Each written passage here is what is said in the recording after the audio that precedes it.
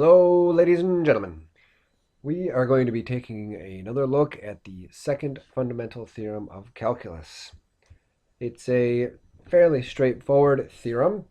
It states simply that if you define a function called a of x using a definite integral from a to x, then the derivative of a is equal to the integrand.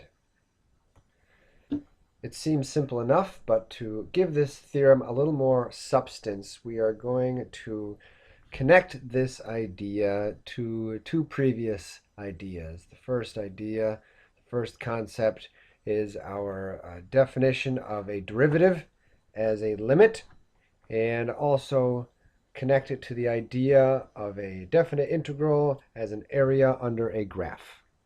I should also mention before we continue that the second fundamental theorem of calculus assumes that f of x is a continuous function over some interval a to b.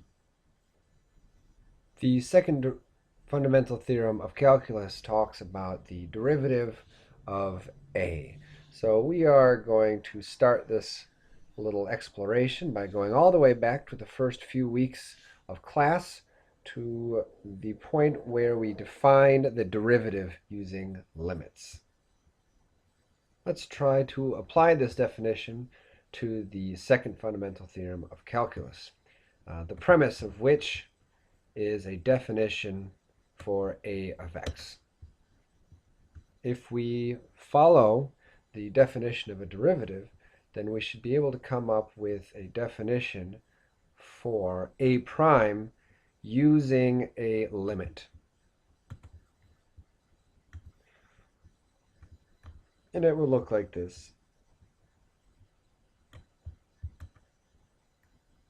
The conclusion of the second fundamental theorem of calculus is that this derivative will equal the integrand, f of x. What I'd like to do is explore whether or not this is true. We are going to take a look at this limiting definition using geometry. This will help us confirm the results and see if this is actually true, if the conclusion actually holds up. So let's make up a function a. It's going to be based on f. A is going to be the area under the graph of some function called f. So let's take a look at that. Here is a nice graph of f of x. We are going to use this to define a of x. A of x is defined by the definite integral of f of x, so it's going to correspond to areas under this graph. Let's define some values of x along the axis here. We'll call that a, and we'll call this x. If we start with these two, then we can define a of x. According to our definition, a of x is equal to the area under the graph of f from a to x. So let's take a look at that. The interval is sectioned off, and from there to there, that area represents a of x. A of x plus h is defined with this definite integral.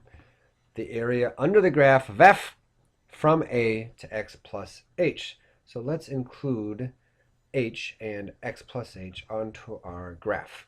If h is the gap between those two notches on the x-axis, then we can call this input x plus h. The total area from a to x plus h under the graph is a of x plus h. This area includes all of a of x.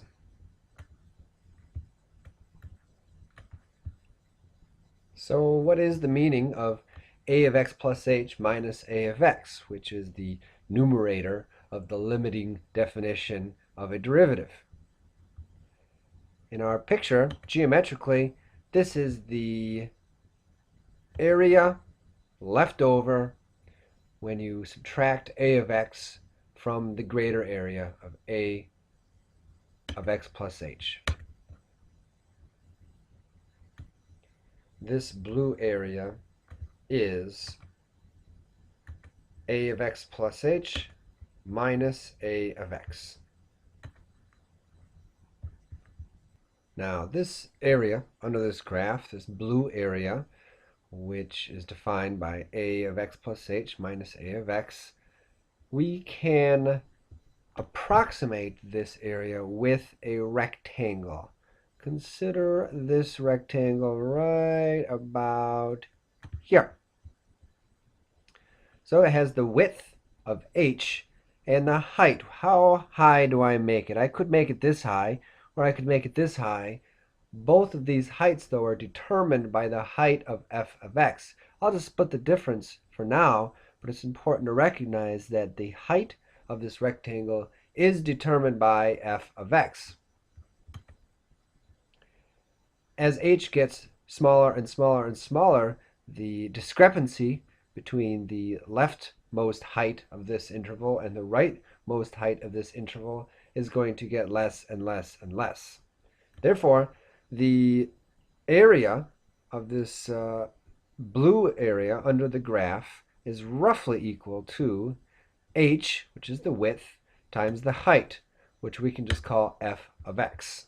This is where everything comes together.